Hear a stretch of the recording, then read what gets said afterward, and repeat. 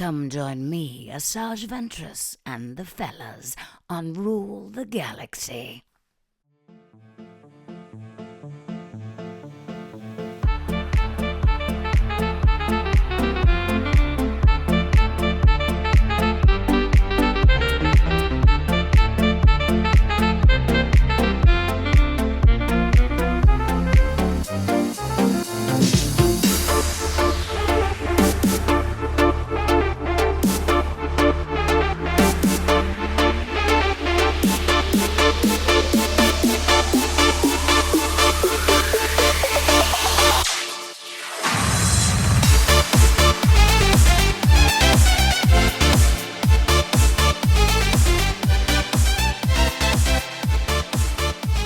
Hey, Star Wars fans and Rule the Galaxy fans. It is Joe in the pilot's seat for chapter 273 of the Rule the Galaxy podcast.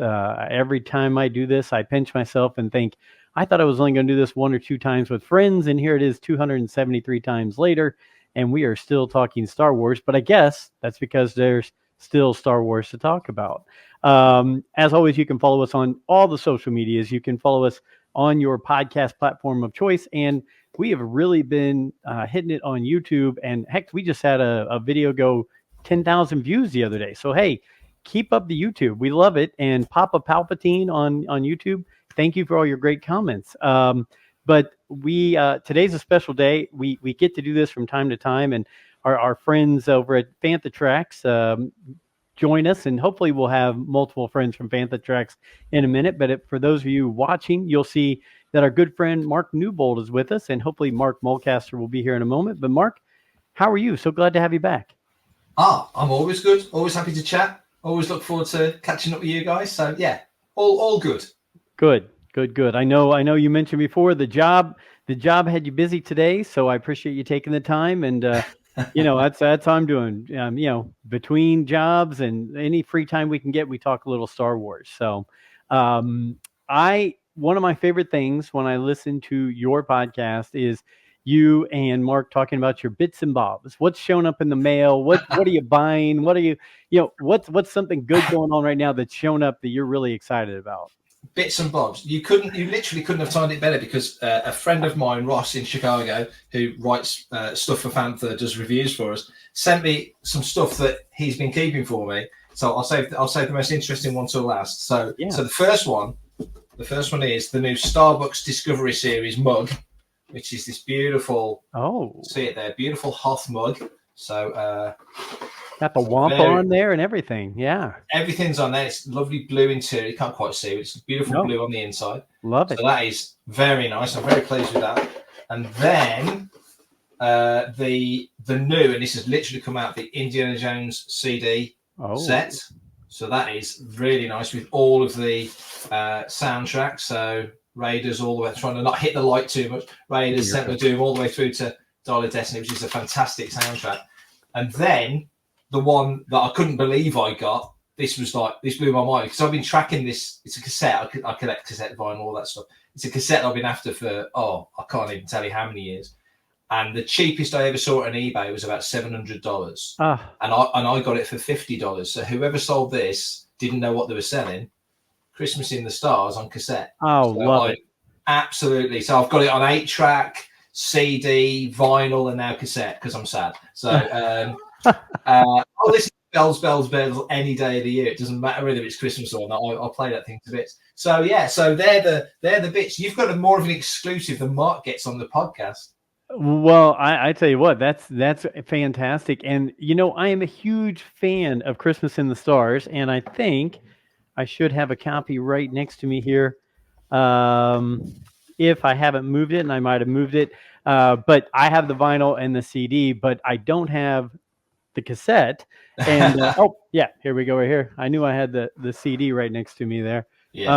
But D-Doc on our show, he is quite a bit younger than you and I. He's actually about the age of my son, and he had never heard it. And so he has 3 small kids. I got the honor to go, and my wife and I got to go visit him in the Philadelphia area earlier this year. So I as in the old days, burnt him a copy of the CD.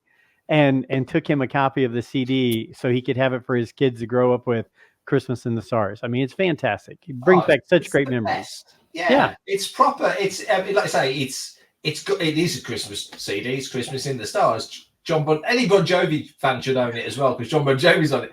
But I love it. I think it's even though they spell Wookiee wrong on the cover, I still think it's perfect. I have a feeling there weren't many Star Wars fans making that. They were like, let's throw this together and make some money off this real quick. So the Wookiee probably got the misspelling. So well, I do know. I interviewed Anthony Daniels and I just mentioned it. I mean, half in jest and half seriously, saying I genuinely like this album. And he kind of did the classic Anthony eye roll thing and said, "Oh, it was basically I flew out on the Friday." They put me in a hotel on the Friday night. I went to the studio on the Saturday. We recorded the whole album on the Saturday, and then I flew home on the Sunday morning. It was literally like in, recording out, Wow. But you're a superstar. It's a classic. Oh, it is. It's we joke around here a little bit about classics, and I don't know how. I guess this is great. We're talking a little Christmas here, which is fine. But we just had on, and I know you did too, Kelly Knox and Clayton Sandell for the Return of the Jedi Visual Archive, which is fantastic book. And they were kind of Inside Edition sent me a copy. We interviewed them, and they were great people.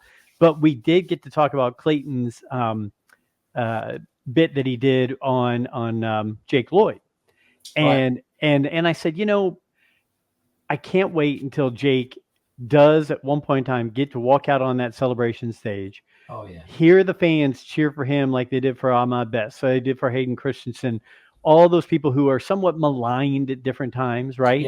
Yeah. And feel that love, whether he says a word or not, just tip his cap.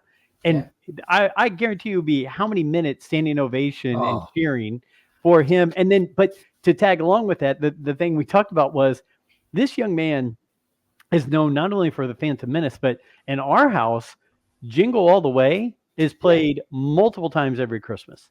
And you think that this 100 years from now, people are going to be talking about Jake Lloyd from those two movies. It's just crazy to think about that he's had that big a role in those two films right there. So you're right as well, because I think he was at the very first one in Denver in '99, and I could be wrong. He might have been I'm certain he was at Japan, because I just remember him and Carrie Fisher both being at Japan. But so I'm pretty sure we did some of the early ones, but that's you're talking 20 years ago now. So you're absolutely right. So if he came out on that stage and just did nothing but thank you guys, the place would go ballistic. I can't quite, like, wow, I want him to have that moment now.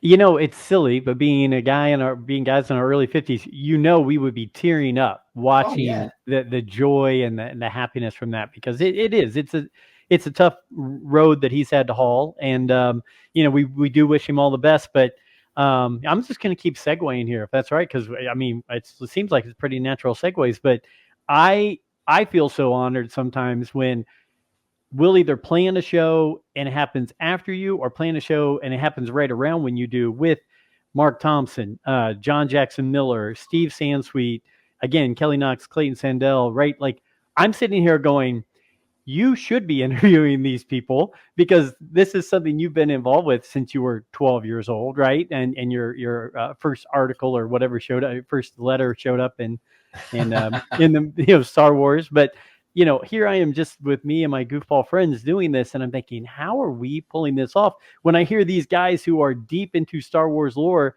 interviewing the same people? And it cracks me up, because I have to pinch myself again. But I also love it because I love to hear your questions that you and Mark or others in your group ask, and then the things that we do, because usually I'll wait and say, I'm going to wait and do ours, even if yours was before, I'll do ours and then go back and listen to, okay, well, what did we ask different than them, or what did they ask different than us? So it's been a great run these last few months with just some great interviews. And like I said, I think we talked to Mark Thompson, and he said, I'm getting ready to go over to England. And I said, oh, you got to say hi to our friend Mark Newbold. And then I pull up your show, and there you guys are talking to him. And I thought, wow, that's just fantastic. It's nice, though. It's nice that all the people you mentioned, like Kelly and Clayton and John Jackson Miller, are out there specifically, promoting those books, and it did feel like it's like we're on Kimmel on Monday, we're on another one on Tuesday. It's that sort of thing, going around all of these shows. It's quite cool that, like you say, certain ones that certainly, over here, Graham Hancock has got a fantastic Lego book coming out. I've known Graham about 20 years. And I think I was the last one pretty much to interview him out of like everybody. It's ridiculous. I forgot about it. Yeah, I forgot about him completely. That was great. He was on that circuit as well, and he's with us in the Star Wars Zone at London Film and Comic Con, so he'll be there showing off the book. Can't wait to see this. I think you can only get it on Lego.com, but I just, like you say, it's nice when you see the cycle of guests going on to these shows. I don't, a lot of times you would think these people would be like, oh, I've answered the same question over and over again or whatever. But all of these people have been just truly so nice, so giving of their time. And you feel that they have a real, passion for what they're doing and a love for it. So it is great, and it hits home.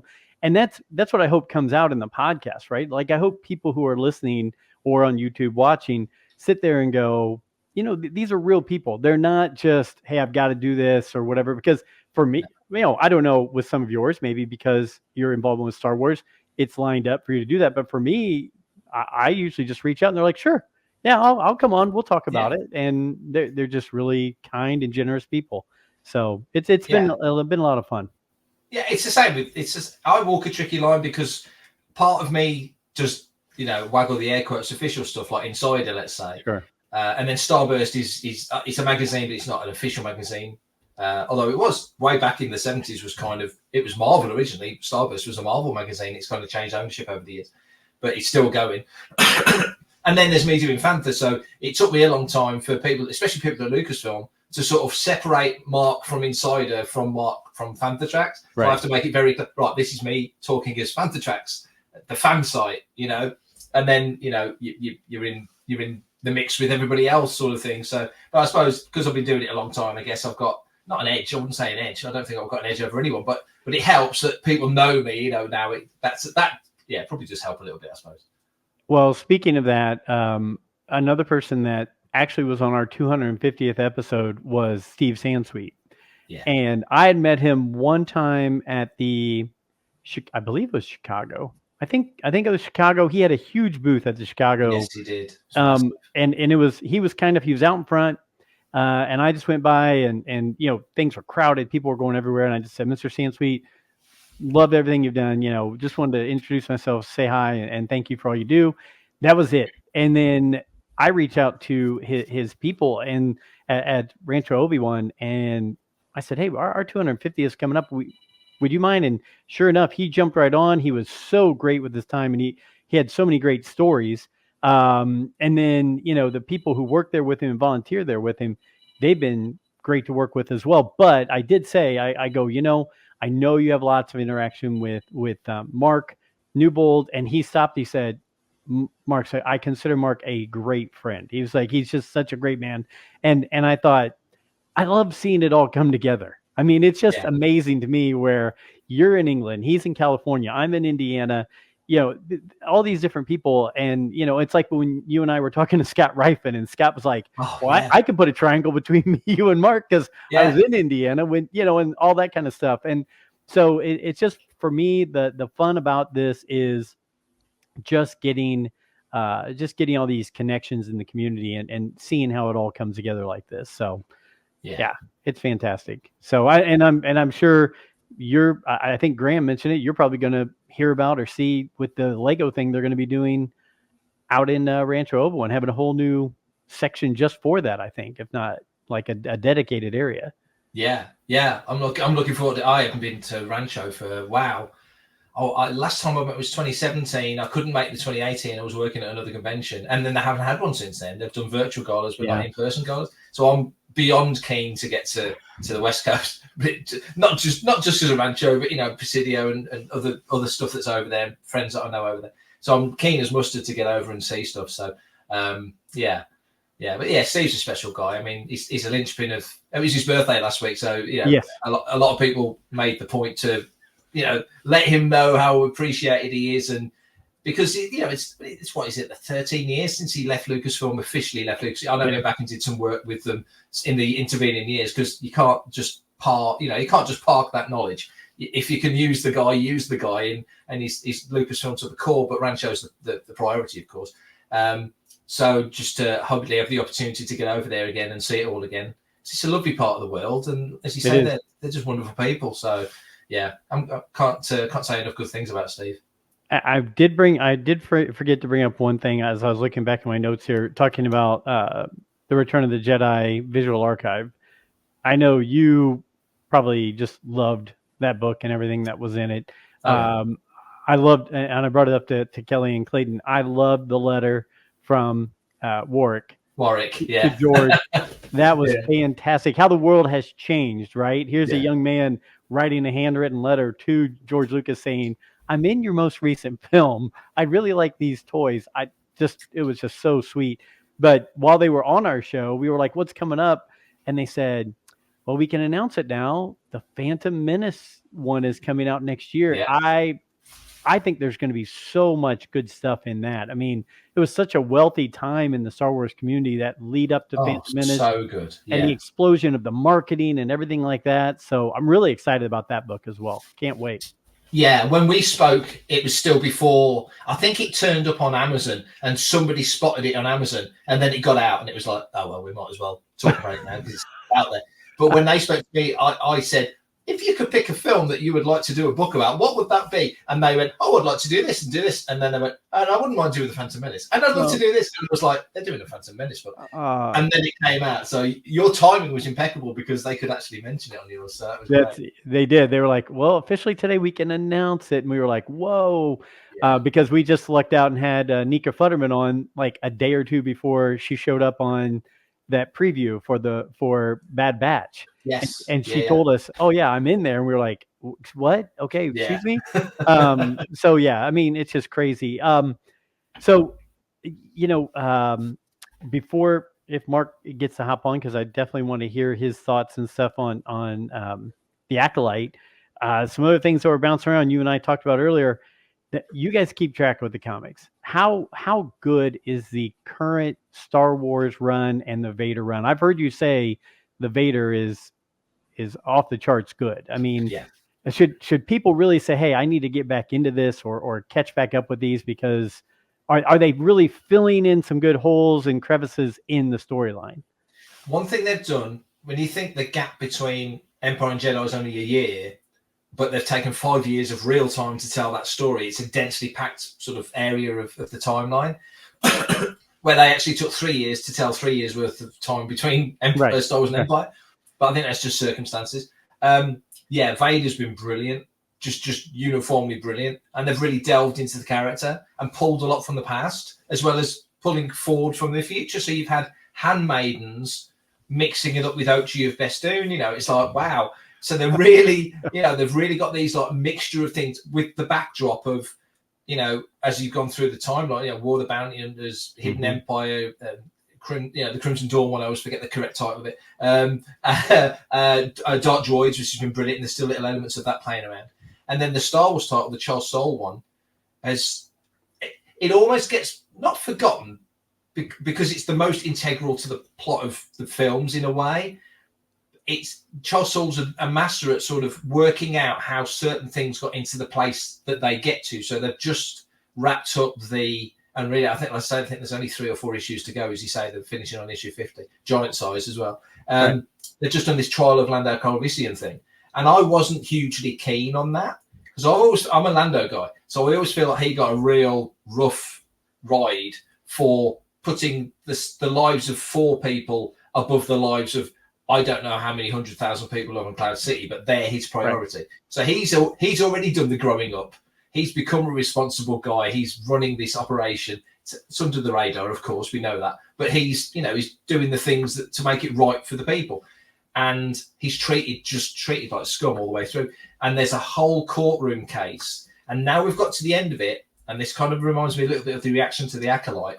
You go through it, and I'm like, I don't like the way they're treating him. I don't like the way the rebellion's being sort of portrayed as like a well, you'll be Right. court-martialed, and if you don't like it, then you'll be thrown out of an airlock. And I'm like, that's the sort of thing the Empire would do. It's not Battlestar Galactica justice. It didn't really work for me. And I realised when you got to the final speech that Lando gives, when he basically says, hey, I'm Lando Calrissian, and you're lucky to have me. And don't you get pious with me. You're all criminals. If the Empire caught any of you, you'd all be shot. So don't pick on me for being a criminal. You're all criminals. And he just lays it out. And I just metaphorical, like, doff of the cap to Charles Soule, because the whole trial led up to this speech. And it was like Hogan slamming Andre at WrestleMania 3. It was like the perfect payoff for all the effort, And I was like, wow, well, this is why, as a Star Wars fan, you should trust in long-term storytelling rather than just the immediacy of, well, that episode was crap. Yeah, but think about what happened in it. There's stuff in there that's going to, move things forward. So, I maybe not chase the issues now. Maybe wait for the trades. Yeah. But yeah, if I was saying to anybody, yeah, definitely don't miss these things out. They're well worth grabbing. Well, it's what is it? The old statement that history is written by the victors, right? Mm-hmm. I mean, so you're exactly right. If the Empire would have caught any of them, we talk about it here in the United States all the time. Revolutionary War, it's a wonderful thing in our eyes, but it's not so perfect in other people's eyes. And the people who started it and ran it and everything else, if one thing goes a different way, they're lost. Different. They're lost in history forever, and taken out and drawn and quartered, and that's it, right? Yeah. So it's more of an evil uprising than a revolution, I guess. So, but yeah, I mean, it is very interesting to think about it that way, and I do need to get caught up, and I think you're right. I think I need to hit the trade paperbacks. I haven't jumped into the digital side on that. I know a lot of people get their comics now digitally. I don't know. I've been able to do that with audiobooks, but that's because it's a long thing and it's not a quick snippet and you can read through it and all that. But the audiobooks for me, and especially because our friend Mark Thompson, you listen to those and it's like a work of art when they do those. So good. Yeah. So I don't know that you and I have talked about it. I can't remember the timing of our recent conversations. I think the last time we spoke, it was before The Living Force came out. Yeah. I will tell you, read the book, listened to the Mark Thompson version. I've done both of those now. I really enjoyed the layout of that book. I really enjoyed the way it built towards the Phantom Menace. There were so many good things, good enemies, villains, what have you, a good layout of a story, and Qui-Gon being back involved again. Have you read, listened to either or of that book? Yeah, on my long journeys, I downloaded Living Force and had a good listen in the car. So yeah, I loved it. Like you say, he throws himself into it so much, and there's certain characters that we've never heard vocalized before. I think Yarael Poof has never been vocalized in any way anywhere. So to hear that talking like this, all that voice that he gives to me, I thought it was brilliant. So I loved it, and I love the story because you mentioned Phantom earlier and the excitement and like I say, I wasn't a kid when Phantom came. I was 28 when Phantom came. I wasn't a kid, but I was like so into it, and I wanted to love it. And it took a little bit of time to really cotton onto it. It wasn't an immediate thing with me, but I thought, the next one's not out for 3 years. I want to love this. Right. So I didn't make myself love it. It organically drew me in because the more I watched it, the more I'm interested in the Trade Federation. I'm interested in the Republic and how it all builds and the mythology of it, really. And this is completely in that wheelhouse. This is all part of the mythology. And I kind of like the fact that you've got the Acolyte, which is kind of the start of the fall, the start of the decline from this golden age. It's starting to just drip off the precipice. And you get to right here, right before Phantom Menace, and they're pretty much closing down the last of the Jedi outposts that aren't Coruscants. Right. Which incidentally made me thrillingly happy because I used to write fan fiction back in the day. And my region of space, the Setnin sector, which was like a globular cluster, had its own Jedi temple. And I thought that doesn't fit that doesn't fit anything. That I've just kind of made it up so it works for me, because I didn't want to bring Yoda in all the time, so I just wrote my own characters. And now it turns out I was absolutely right, so I'm quite happy.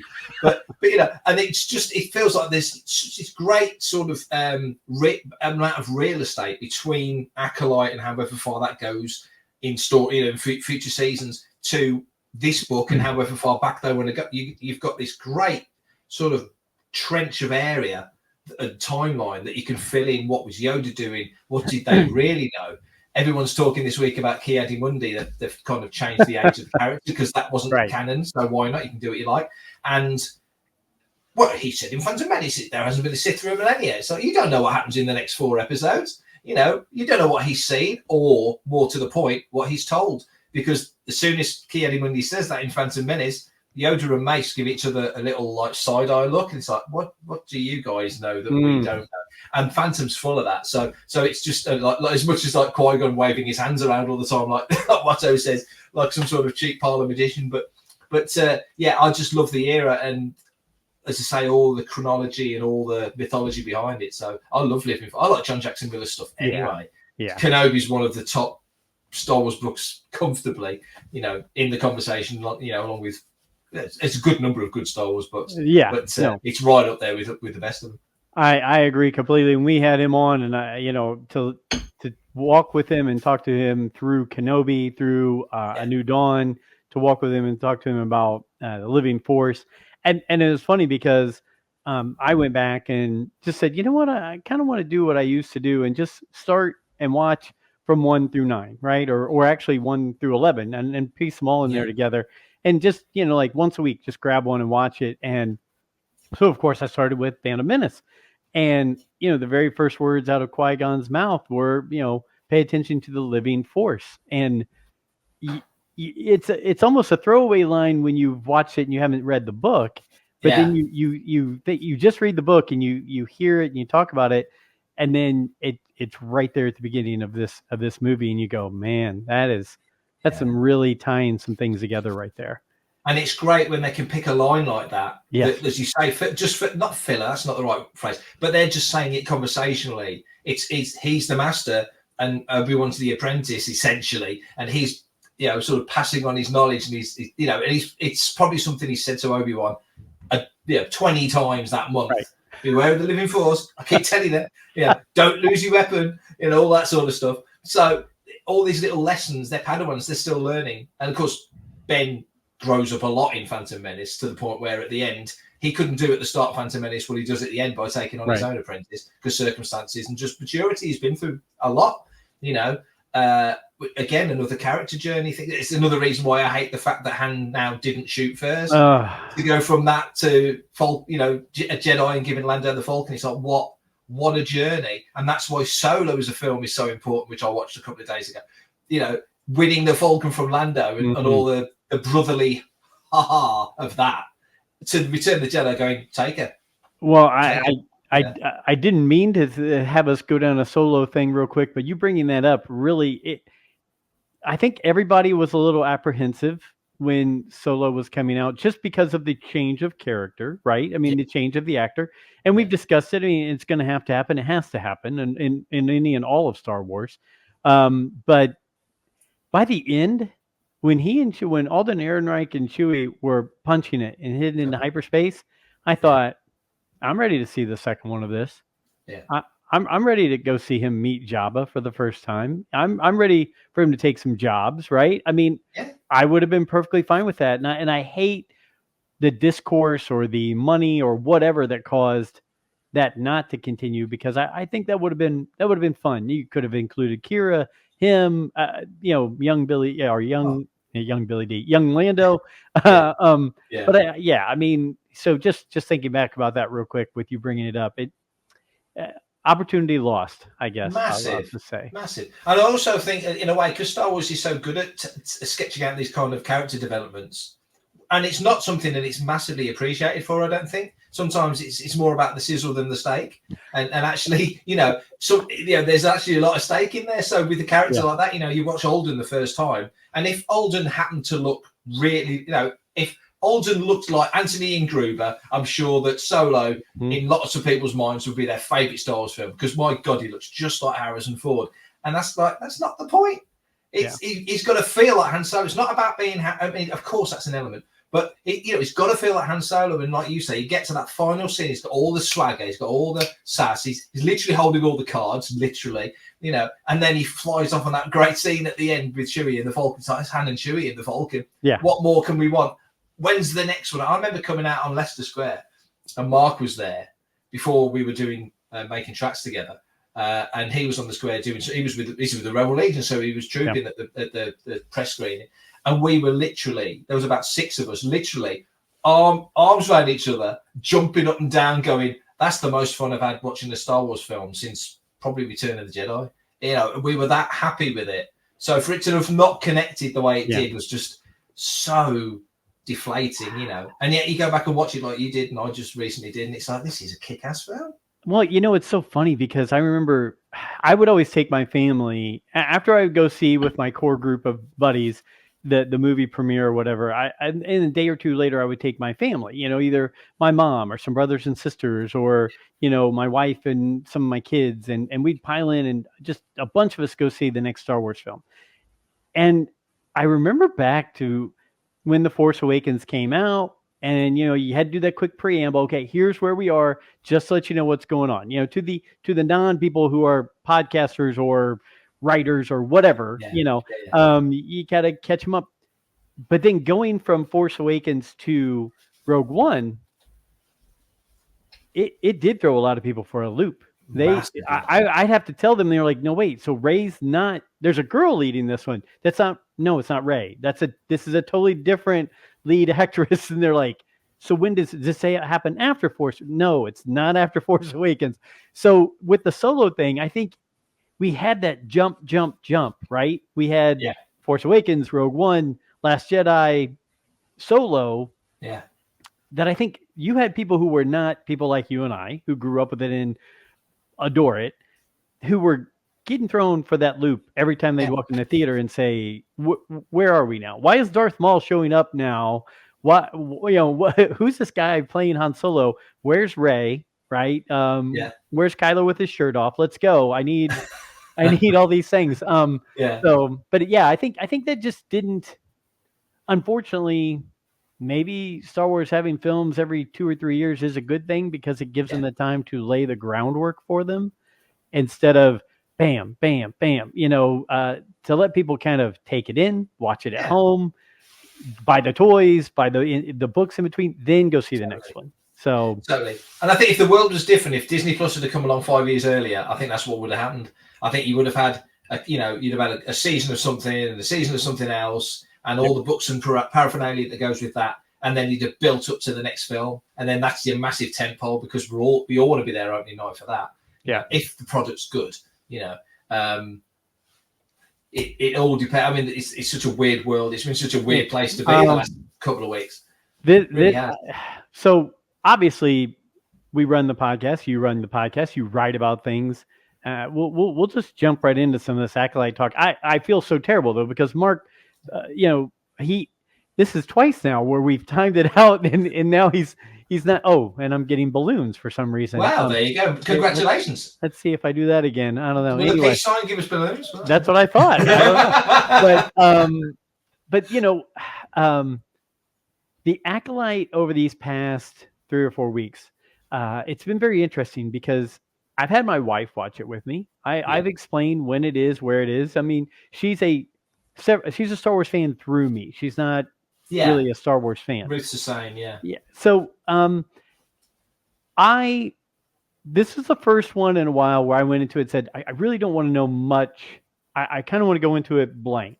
And yes, then social media started going and everybody started throwing knives at each other. And it's been very interesting to see in the past month who's throwing knives at who, though. Because I feel like some of the people who were throwing knives at each other during Andor are now different people throwing knives during the Acolyte. And it's like, look, guys, I'll be the first one to tell you, the Acolyte to me so far I want this story. I like this story. I want to know where this story goes. Yeah. You use the steak and the sizzle thing. When you were talking about Solo and some other movies, I'm going to use, the bones, the structure of something, and then the meat on the bones, right? Yeah. I Yeah, think it has the bones and the structure to be blow your mind incredible. For me, and please don't, I'll just say this. It's not so much been the story. It's not been anything like that. It's sometimes I feel like Star Wars is supposed to be this, and I think you and I have talked about it, this expansive thing to where it's not only building by the characters, but world building like when you're on Jakku, those first few scenes of Force Awakens, and you have the time to see those ships in the background, and you see Rey going across on that, you feel like you're there. You feel like you're in that world. And the one thing that's really been a holdup for me in the Acolyte is I feel like some of the sets, some of the setup of it, or maybe even some of the characters' looks are more Star Trek-ish than Star Wars-ish. And I don't know if there's a huge difference in there, except when I think of Star Trek, I do think of, well, this is a set, and they're on the set, and they're, punching a few buttons. But when I see Star Wars, it's like, I don't want the scene to end. Like, I want to be able to scope out the scene 360 degrees. Yeah. And so for me, that has been the biggest holdup is sometimes I'm like, well, Kenobi had a few of those. Kenobi had a few of those scenes where I was like, I love Kenobi. He's one of my favorite things. And I love some of the things they put in it. But then I was like, kind of looks like you're on a TV set. And I don't want to be that way. I don't want to be that judgmental. But as far as all the political and the knife throwing and everything, I'm not even gonna jump into that. That doesn't even. I want to know what, like you said, the long term of this story. I do want to see this beginning to end, where it leads into the downfall of the Jedi and the leading into the Living Force and the Phantom Menace and things like that. And I do think there are some huge building blocks that are being placed in that. For me, some of the visual have sometimes been where I've been like, could have been, I could see like Favreau maybe would have done something a little bit more broad and expansive. So that's my 2 cents on it. As far as the other stuff, I'm open to it. Look, give me a good story, and I think this actually is a good story. Give me that, and if I have to bitch and complain about one little thing here or there, like I did, that's what I'm going to do. But the rest of it, I'm interested to see where it goes. See, what you've just done there is you've said that there's something that doesn't light you up. You've explained exactly why it doesn't light you up, and we haven't fallen out, so it can be done. It's you've not just said it's rubbish and not backed up why. No, I get what you're saying. You're not the first person I've heard say that as well. The Star Trek stuff, yeah, I kind of get what you mean. I do sort of get what you mean. There are sort of lines with Star Wars where it kind of feels like it could nudge a little bit over to another, successful thing. I wish. The one thing I like you said about the especially the original trilogy is definitely a George thing, establishing shots, and establishing shots don't need to be. And I love Star Trek, the motion picture. Let's go to a Star Trek thing. I love that 10 minutes flying around the Enterprise, because the Enterprise is a character. Yeah. So you're showing this beautiful thing off to its full effect, because we're invested. We're going to be on that thing soon, going to save the universe. So it made sense. George kind of picked on that once. He literally mentioned, without saying that scene, he went to about 10 minutes. You don't need that. You need a 3 or 4 second establishing shot. And that's what he did so well. You would just establish Bespin, you'd establish Endor, whatever. And you mentioned that great sequence at the start of Force Awakens, where within half a dozen frames, JJ's just totally, exactly what Jakku's about. It's a graveyard for ships, and there's the scavengers living on it. Right. So it just sets it all out. And yeah, maybe at one point it probably was Tatooine, and they decided to pivot. But hey, how many desert planets? We've watched Stargate. There's desert planets, water planets, and forest planets. This week's episode of Acolyte was the Stargate episode when they're walking through a forest. So we know how it works. So and yeah, some of the sets. Mark, if he's able to come on later, if not, I'll tell him off. But he's probably stuck at work. He works for Sky, so he might have had a late booking coming. So I don't know. I've not heard of him. But anyway, he said on Making Tracks, he wonders whether it was the lighting.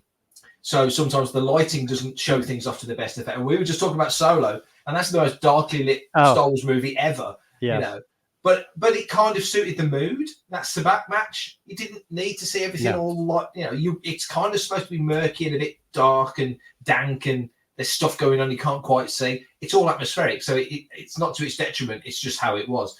So I think with Acolyte, I love the designs. I think the ship that the Jedi use, the one that separates the ship that the Jedi use that separates and lands, instead of having the ring, it's got the back end that George he would have loved that. He would have loved that. It's the most Flash Gordon ship they've ever, outside of Al Williamson drawing ships in the Star Wars newspaper strip. That's the most Flash Gordon we've ever got with a vehicle, I think, anyway. And I also happen to think, and John Hoey from the Resistance broadcast put out a really good tweet the other day where he basically said, stop telling me what George would think. The only people that can tell me what George would think is George or people who know George really well, right? Let's clarify that before I say what I'm going to say. In my opinion, I think George would have watched that third episode with the witches and the magic and the mysticism, and I think he would have loved that, because what was Strange Magic? It was that. What was Willow? It was that. What were the Ewok movies? It was that. Oh, it was definitely, that's totally in his wheelhouse. So whether or not people liked it or not, you can't say that's not what George would have done, because I think, this is just my opinion, I think he would have been all over that. So, and that would have worked his way. Look at, the Mortis stuff or the mystical stuff. It's totally in the construction of Star Wars. And I'm not an expert in that deep lore. I know a little bit about a lot of stuff. But, that to me this feels like something he would have had. He wanted to make a film about midi-chlorians, for goodness sake. It's totally in his wheelhouse. So, yeah, I totally take your point about the sets. But again, I mean, Kel Nacker's going to build it. It's going to look like the holiday special, isn't it? Kel Nacker's ship. It's just going to, isn't it? It's part Splash Mountain, part holiday special. That's where he lives, and he's probably been there a while. So Well, he's been there a year. I think they said he was there a year in seclusion. I mean, look, I love the character of Saul. I always mispronounce it. I think what he's done with that character has been fantastic. I actually like Yord. Yord's hilarious. I think Yord and Jackie together are brilliant. I have no problem with that. So I mean, it's and the witch story. Honestly, the witch story was fantastic. I could have done without the weird chant, but other than that, the weird chant was a little odd to me. But but the story itself and the group themselves. I want to know the mystery of what happened, because we saw it through Osha's point of view. I know we're going to get a flashback probably from May's point of view or from the Soul's point of view. So I'm interested to see, because, I have theories now. Like I'm already in my head going, okay, I see. Okay, are Osha and May going to join forces? Is Zipperman really Keemer, right? Because I feel like he is, because gosh, that setup of being hung upside down, and no Sith could get away from being hung upside down. Oh no, right? Could he have snuck right away and been right back in the zipper suit, right? But I'm going to throw this out there. You can take it for what it's worth. This is something that has really sat in my head in the recent days. Watching it again and watching the third episode where we saw the witches being dead. There was one witch that we didn't see dead. And I personally think the one pulling the strings that maybe is now the Sith person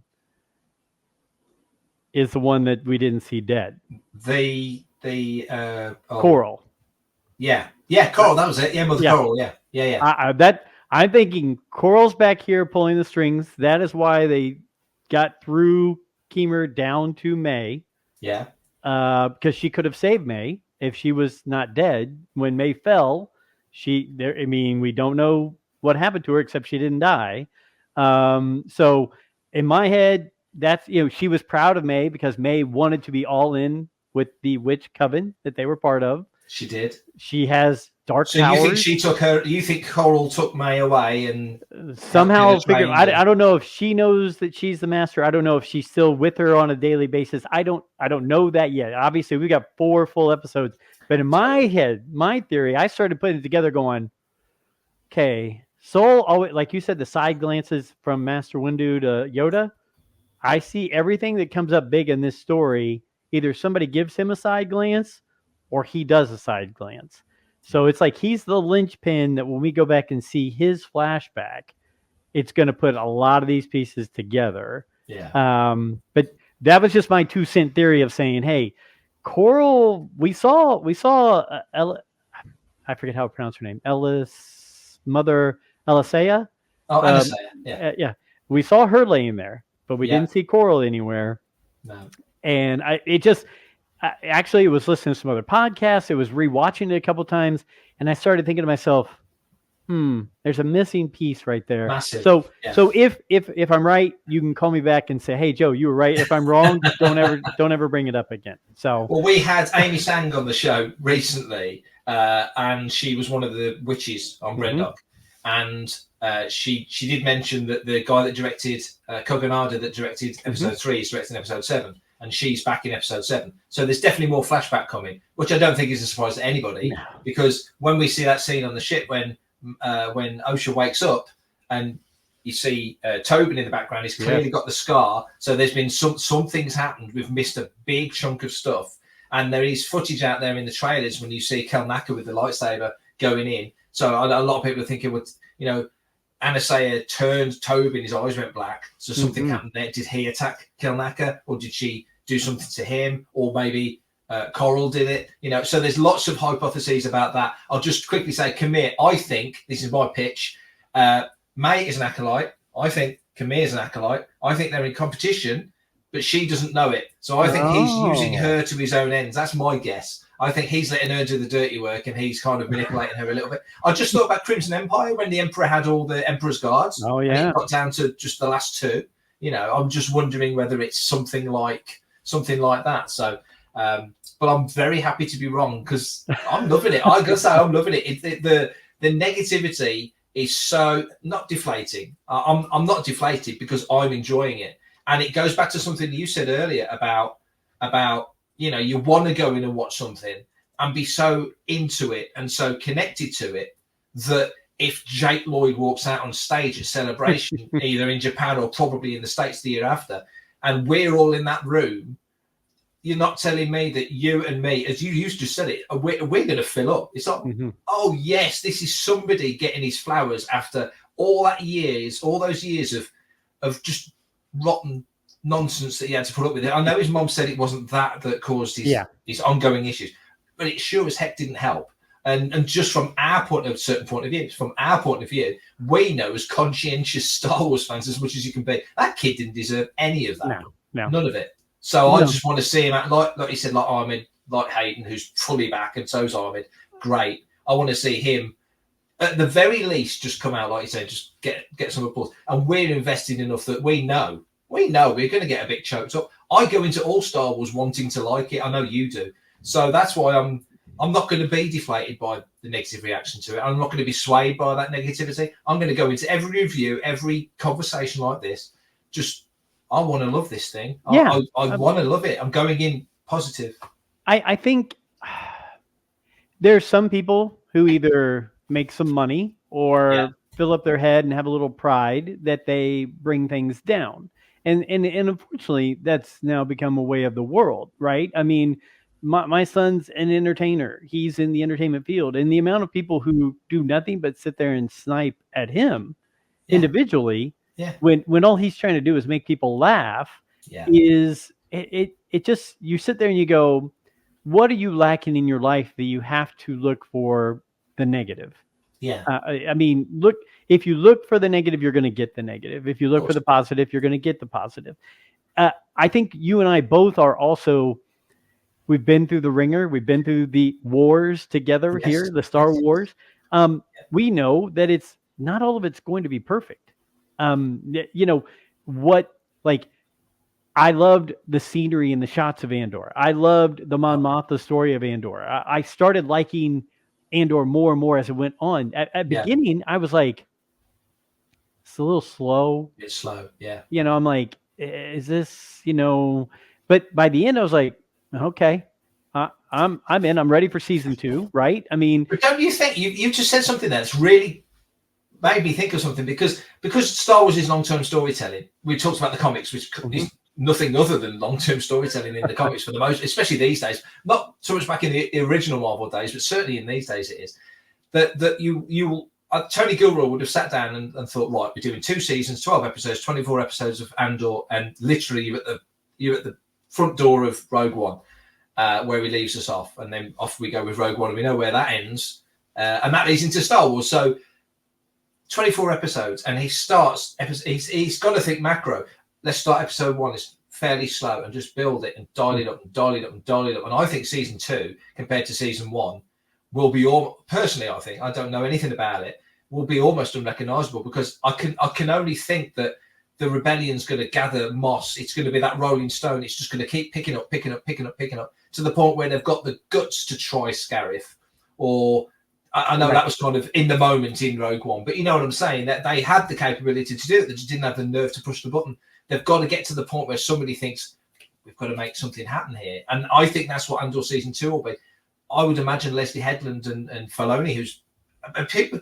I mean, Filoni gets a free pass for a lot of stuff, and he's earned every bit of credit that he gets. But by the same token, he had a hand in this. He's the chief officer. It didn't happen yesterday. He's been there in that position for a couple of years now. So he's been involved in the discussion and the progression of how Acolyte moves forward. So it's not like his hands off the wheel. He's involved in this. I know everyone will just blame Kathleen Kennedy because it's easy, and she's got broad shoulders. She don't care. In that sense, in the negativity sense, she's like sure. Well, and you know, I'm in leadership in the company I'm in, right? And I have people that work underneath me. And you any person who's in a leadership role, if they're not strong, and if they don't basically distance themselves from the negativity, they're not going to survive. They get swamped. Yeah, they'll just be taken out. It'll be a train wreck and whatever. So, you know, you're right on Filoni. When things are really good, people are like, it's because of Filoni. Filoni's the man, and that's why this is good.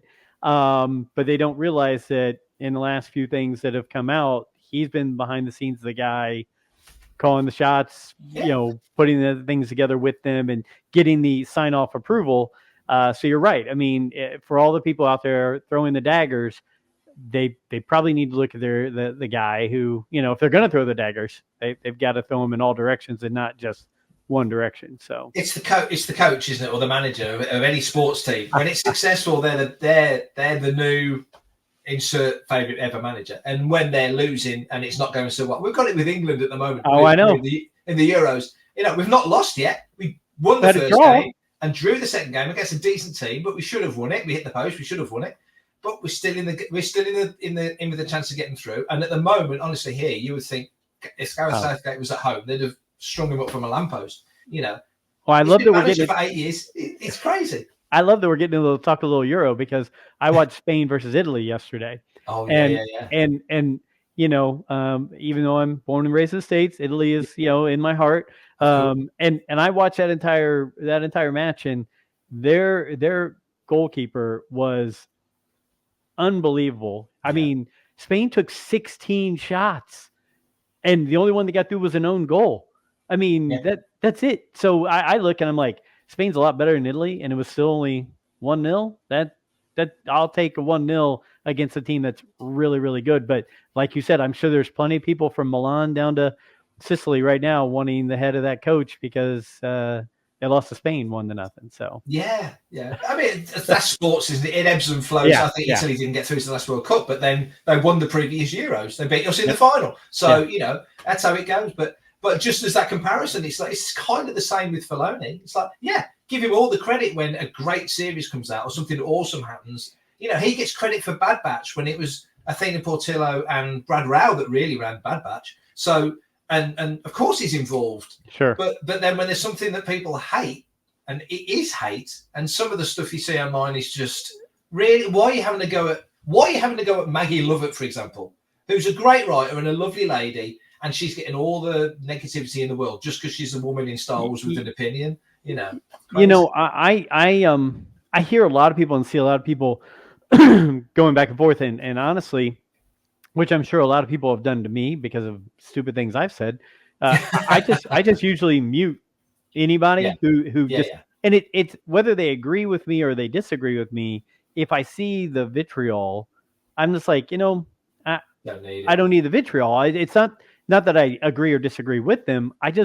For me, I want to see the actual discussion and not the fighting back and forth. And I do think it's a societal thing. And unfortunately, I've told my kids, I mean, you and I look back and we can honestly say that the internet was Oh, possibly the greatest and the worst thing ever invented in the history of mankind, because we have we have every bit of information we'd ever want in the palm of our hand, but at the same time, we have the biggest weapon at the palm of our hand, because we can literally go after and destroy people yeah. just with words and with comments and with whatever.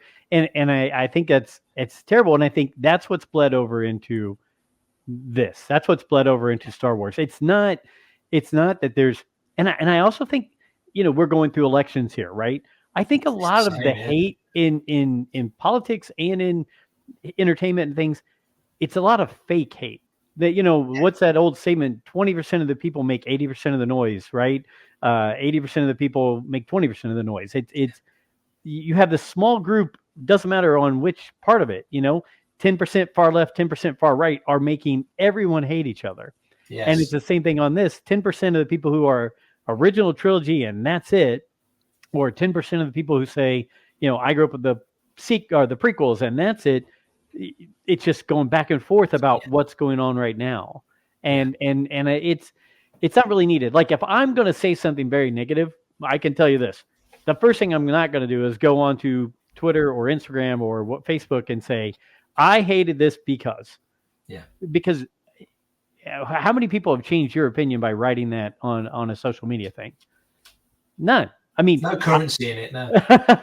I will go to Alfie and D-Doc and Brent and say, I really didn't like this. Yeah. Let's talk about it. And then Yeah. the four of us will go, behind the scenes of the show and talk about, well, you're not looking at it from the right point of view. Maybe you should look at it from this point of view. And then, we have a good group here that's what we actually do. Like, Brent looks at things from one wholly different perspective than Alfie. So then D-Doc and I just bounce between those two. That's a great point you make, though, because if you're coming into Star Wars from different eras, we came in right at the beginning, so we've seen the whole gamut, and I always think the Dark Times is a little bit overcooked as a thing.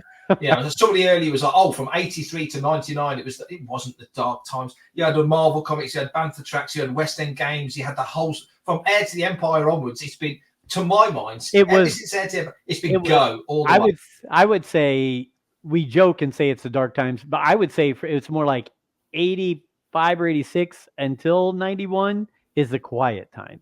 Right, like a West End game was one of the only things that was even going during that time frame. And I'm biased because I played it, so we were all playing 3 nights a week. So that's where all these stories came from. So we were doing more with Star Wars from 87 when the game came out to sort of mid 90s. It was like at least 2 nights a week, every week, clockwork, every Sunday night, guaranteed.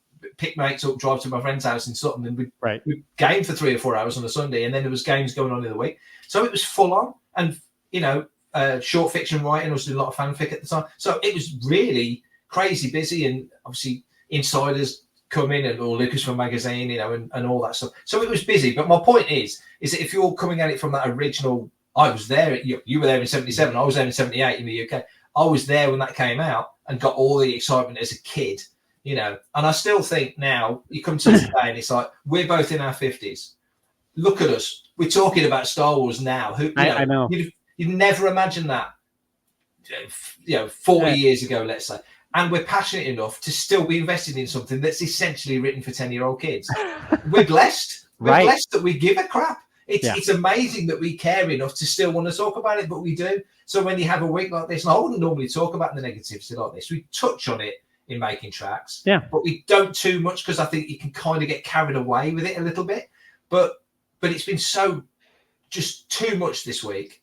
So I love that we've been able to talk nice stuff. Oh, I mean, like I said, I'm perfectly okay if someone comes to me and says, I really don't like this character.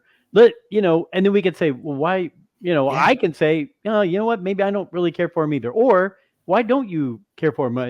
Like, I was never a big Rose Tico fan. Like, I didn't feel like, because of the storyline, the way it went in Last Jedi, I was just like, I haven't found where it felt like she fit into the bigger scheme. And then, of course, Rise of Skywalker came along, and they really said, we're not going to let her fit into the scheme. She's, hey, say a line and you're out. But I mean, as far as the actress herself, who has it in them to go and spend the time to be angry at a person? Like, do I want people showing up at my door saying, "Hey, you didn't make enough sales calls this week," right? And or your emails you sent out were crap this week, right? I mean, who needs that or wants that? I'm perfectly fine with having a discussion, and like I said, my discussion was more on a technical basis, right? Like, I'm a white Christian heterosexual man in the United States. All that other nonsense, just let me see a good story and let's see where it goes. I was more like, tweak. If you made that scene this, I think it would have looked better, right? I mean, so that's where it gets me is that it goes, there's not enough people who want to just have a discussion like we have, and they just want to hate and vitriol. So, but I guess that's the world today. Well, you guys like you and me are just going to have to keep it going in the positive way. So exactly, and that is definitely the plan. That is definitely the plan. If I ever start to get negative, please tell me. Take me out back with the shot. Do the old yellow to me. Just take me out. Well, I will say this: if I've talked to tons of people who've met you at either conventions or at different things, and all these people, all they always tell me is, Mark Newbold is the nicest guy in the Star Wars community. So I don't think I'm going to find a long list of people who say it's time to old yeller Mark. So with Mark not showing up, I tell you what I'm going to do. I'm going to plan a show and get with him and just say, you schedule a time, and I'll do one just with him, because I feel terrible because this is twice the time didn't work out for him. And he's such a funny guy. I love it because, even though you're funny, you're kind of the it's like Martin and Lewis, right? Like, you're Martin and he's Lewis, I think, sometimes when I listen to your show. I don't know if you think that way or not, but but I feel like you're the straight comedian, he's the loosey goosey comedian. So so I would definitely want to get a bit out there, so what's coming up for you? What big things are on your table in front of you here? So we've got a few things actually. So not this weekend coming, but the following weekend, there's an event in Birmingham near me, thankfully near me, called Star Fury Invasion. They've been doing conventions in the UK for 30 years plus, but it's usually sort of Trek or Supernatural or Buffy. It's that sort of stuff. It's not Star Wars events. I used to go to their events in the 90s when they were doing Babylon 5 and Earth Final Conflict, Andromeda, all that. They're doing a Star Wars event, all featuring guests from Ahsoka. So there's 7 of the top tier guests. Mary Elizabeth Winstead's coming, Natasha Liu Badizu's coming. There's top of the line. I think Eamon Esfandi's coming. So really great guests. So we're at that the following weekend, and then the weekend after that is London Film and Comic Con. So we're in the Star Wars zone again. I found out yesterday that I'm doing over the weekend. I'm doing there's 17 interviews I'm down for. I'm gonna give Paul Naylor, my co-host on Start Your Engines, a couple, because I don't think I'm quite up to doing 17 over the weekend, but I'll certainly be doing a good chunk of them. So that's very busy. And then once we're into the summer, there's always sort of bits and bobs coming along. And then we've got a family holiday in September to Florida, which I'm very much looking forward to. Good for you. When are you going to Florida? And then you don't have to tell me where, but when? What dates? I'm going in Florida in September. 2nd of September. We're there for 2 weeks. Okay. When am I going? I think we're there till the 18th, I think. Okay. I'm getting there on the 14th. So okay. I'll message you before then and see where you are, and we'll see if we can do a meetup in Florida. Oh, wow. That'd be awesome. Yes, it would. Well, that's made Mark not turning up. Just who cares? Who cares? That's totally made it now. Well, I will ask you a favor. Any of those young ladies from Ahsoka, feel free to throw out Rule the Galaxy and let them know. We would love to just have 5 minutes, because all those are like D-Doc, Brent, Alfie. That's their favorites, is Ahsoka and those characters in that show. But you're so lucky. I tell you what, I know you have to sit there and just sometimes say, I can't believe I'm doing this stuff. A lot, yeah. Well, again, so sorry that Mark wasn't here. And I like I said, I want to make sure for you and for me, I want you to go and have a good Friday evening with your wife. And I want to get back to work and get paid. But it is always a pleasure. And if I ever say anything really goofy or bad, send me a message and say, we're done. No more interviews with you, Joe. It'd have to be really bad. It'd have to be really, really bad. Okay. But yeah, let's reconnect before so we know where we are in September. Absolutely. And just always thanks so much, and go have a great weekend, and can't wait to listen to more of your shows and all these great interviews. Wonderful. Thanks for that. I really appreciate that. And you. Same to you. Have a good one. Thanks. You got it. Hey, until next time, folks, may the force be with you.